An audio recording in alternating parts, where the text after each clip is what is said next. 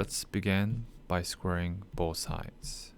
Okay, then this becomes x plus 1, double, okay, of 2x and x plus 1. If you square that, you get 2x.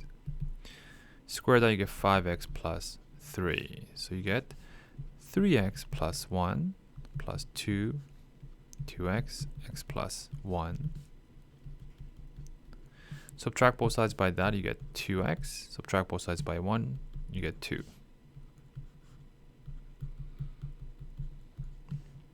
Let's divide through by 2, right, to reduce.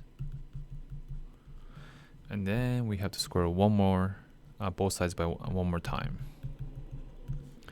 When you square this, you get x squared plus 2x plus 1. Okay. Okay, so let's subtract both sides by x and you get 3x squared. That's gone. So x squared is going to equal to 1 over 3. So x is equal to plus or minus 1 over square root of 3. But right away, x cannot be negative. Okay, it's an extraneous root. So x can only equal to 1 over root 3.